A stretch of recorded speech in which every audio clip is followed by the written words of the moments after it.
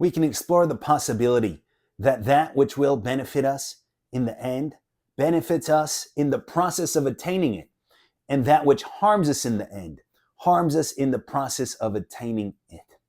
Meaning, we say that sometimes we find ourselves and or other people engaging in reasoning along the lines of that.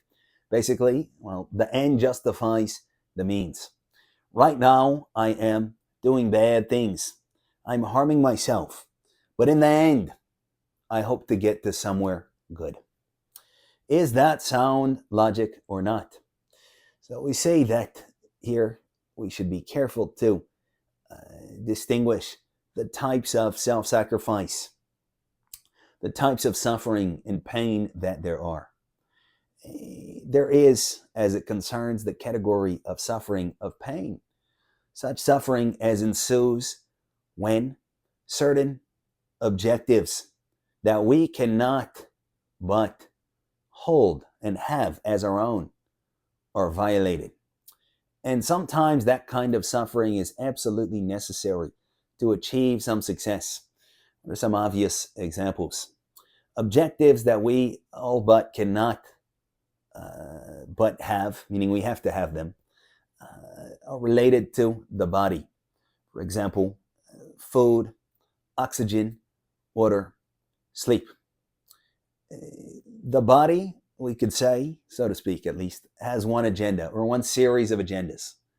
For the body to be happy, again, just speaking loosely, what's needed? Sleep, hydration, eating, what comes after eating, things like that. Maybe some other luxuries, moisturize the skin, a nice hot bath, that kind of thing. That's what the body needs or wants, and that's the body's agenda. But I'm not consigned to the objectives related to my body. I can have other objectives. For example, I want to get promoted at work.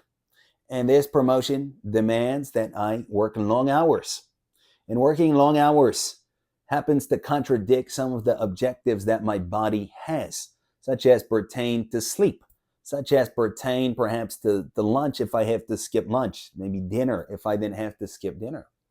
So this kind of sacrifice, sacrificing bodily objectives to some or another, hopefully moderate extent, is indeed quite often necessary to achieve some higher order ends.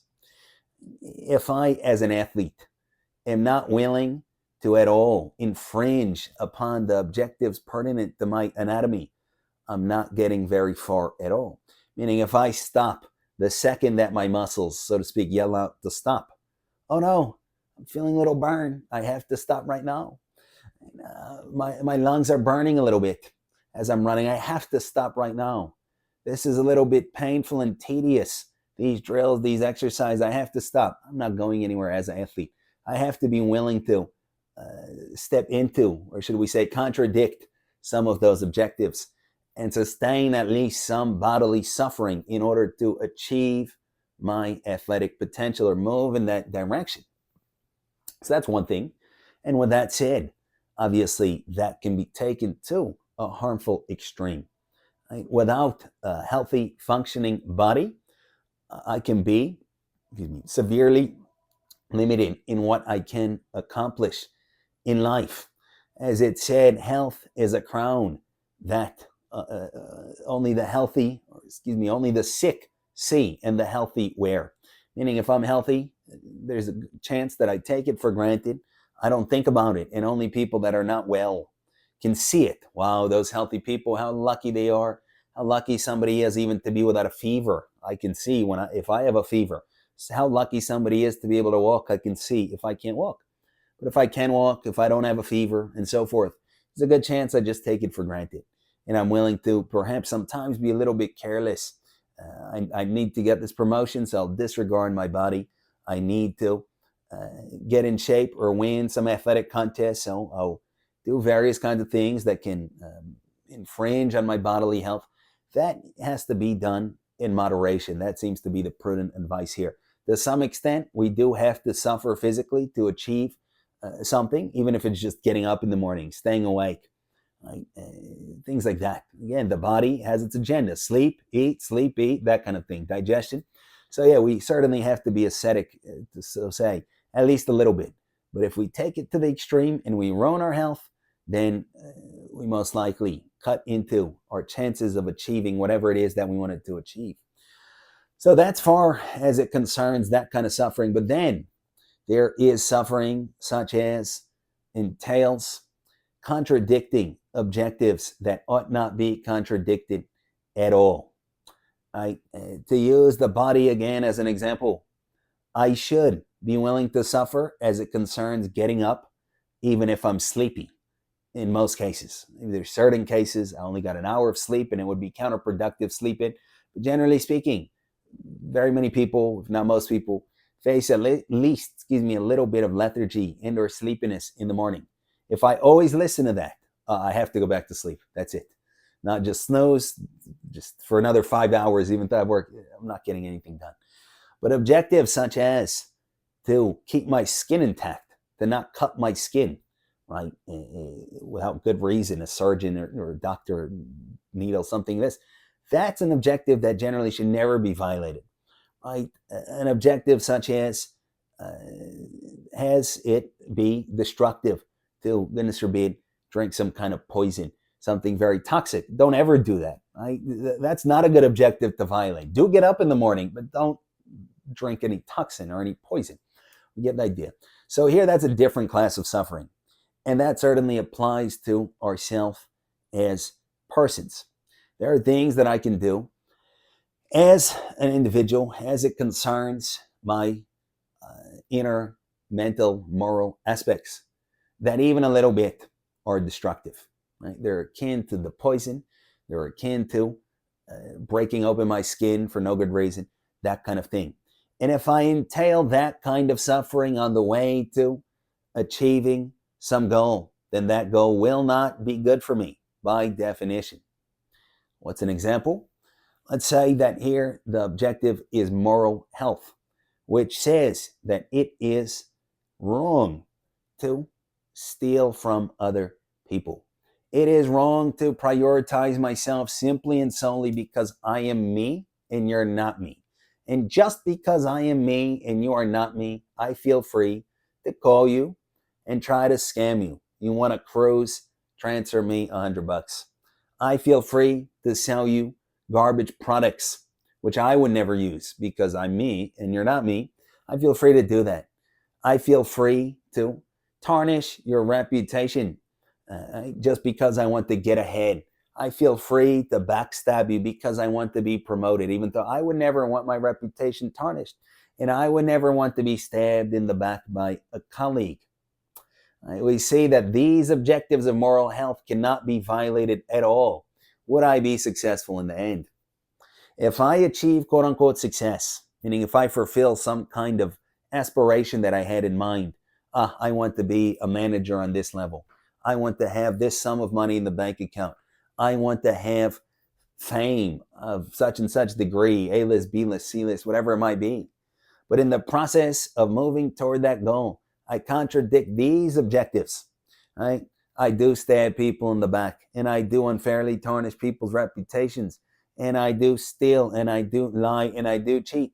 I will not be able to achieve any any good goals at all. Why? Concrete reason, because I will destroy myself in the process. And I need a healthy self in order to enjoy anything. You get the idea? If I, for example, get to the top of something, but in the process I lied and I cheated, I did all of that, I will be a demuted individual. I will be a degraded individual. My inner existence itself will be tarnished, will be a fraction of what it could have been or was or would have been or something like that. And then consequently, even if on paper now I can say, or somebody else can say, oh, this person is a big boss, this person is very wealthy, this person is very powerful, it means nothing to me, aside from maybe pandering to my vanity and pride, which is probably still there, but that's essentially worthless. That just makes me worse. So it means nothing. I cannot enjoy it. It does not at all elevate me. It does not contribute to my happiness. It does absolutely nothing for me. This is both common sense and is evidenced by obviously endless examples throughout history and in the present day. Oh, I've achieved 1 million social media followers by saying really bad things about other people and ripping people down and so forth. Where's my happiness? I thought I would enjoy this. Wasn't this my goal? And now I'm miserable and depressed and anxious, and my life really is no good. Well, it's because I took the wrong path. I destroyed myself in the process. I wanted to be a big, powerful politician, a big, powerful boss, but I stabbed so many people in the back, and maybe worse. Who knows? Right? And now I'm there, and I'm just numb, and I'm just like out of it, and alienated and disconnected. And certainly, this does not bring me the slightest bit of satisfaction. What happened? Wasn't this my big goal? Wasn't this my dream? Yeah, well, I destroyed and degraded myself in the process of moving toward that dream, whatever it is. Now I certainly cannot enjoy it one bit. So we get the idea. This kind of suffering, right, that entails the contradiction of pertinent objectives. We don't want any of it at all. If a physical goal of mine requires destroying my body to get it permanently, to get there, I don't want that physical goal. If I'm thinking clearly, let's say that I want to win, well, we don't need to pick anything out. I want to win an aesthetic show, a bodily aesthetic show, right? But in the process, I find myself, or I feel the need to take so many performance enhancing substances, such as destroy my liver, my heart. And even if I win this show, let's say, and then I die a month later, or then I have tremendous health problems for the rest of my life, or I shorten my life by many years and don't get to see my kids grow up, for example. If I'm thinking clearly, right, unless I'm really just a real fanatic and I'm like, I'm going to sacrifice my life for this one goal, what can we say to a person like that? If that's their path in life, that's their path in life. But a person that is not so fanatic, excuse me, and is thinking clearly will say, no, it's not worth it. It's not worth it for me to destroy my body for a moment of glory, for me to be able to say, look what I did, for me to get some likes on social media. It's just not worth it. It doesn't make sense. So it's the same everywhere else. It's not worth it for me to destroy myself itself by doing bad things and by being a liar and a cheater and an overall scummy kind of person. It's just not worth it to be able to put some check mark. Oh, but I'm a big boss, or I'm wealthy. It's just not worth it, right? It's just not worth it. So if we make that calculation, we see that any suffering like that, oh, I'm becoming worse as a person. Every day that I'm lying and cheating, I'm becoming worse. No, but I have to endure the suffering to get to the goal. No, that's the wrong kind of suffering to endure. I suffer now like this, and I'm going to suffer later if and when I achieve the goal, whether or not I achieve it, whether I do, whether I don't. All suffering, no good. However, if I sustain the right kind of suffering as I look to achieve my goals, which means the suffering of physical and or psychological discomfort as I gradually move past my comfort zones, as I force myself to push through a little bit of sleepiness in mornings because I have something to do, as I force myself to confront my insecurities and my weaknesses and my complexes and my different kinds of toxicities and delusions and illusions, that's all suffering. That's good suffering. That's constructive suffering. If I endure that kind of suffering and I reach the pot at the end, whatever the analogy is, I reach the goal at the end. I reach my goal. That'll be great. And that'll be a great goal, and it'll benefit me. And if I don't reach my goal, it'll still be great, because at least I grew from it. I didn't destroy myself. I grew myself and elevated and improved myself. So in short summary, the suggestion seems to be that as it concerns achieving our goals, there's suffering that it is good to endure and that is necessary to endure, and there's suffering that is bad to endure, wrong to endure. If we opt for the former suffering, then it's all good, right? Again, a little bit of physical discomfort, sometimes maybe a lot, as long as it's not patently, obviously destructive. Physical suffering, some emotional suffering, some intellectual suffering. I force myself to think. I force myself to get uncomfortable. Good. Whatever goal calls for that. Also, it's probably shades of gray. It could be a bad goal that, as it happens, calls for good personal change, some different things, but generally speaking, a goal like that calls for that kind of suffering, great. I'll benefit all the way through, regardless of the end of the journey. However, a goal, whether I think it's bad or good, that calls for the bad kind of suffering, that calls for me to destroy myself in the process, to degrade myself, to degenerate, bad suffering. I don't want to endure that suffering even one bit, not even for a second, because even if I do reach that goal, if it was at the cost of that kind of suffering, that kind of personal destruction, it will not help me one bit, and I want no part of it. So we can consider these important distinctions. Thank you for listening.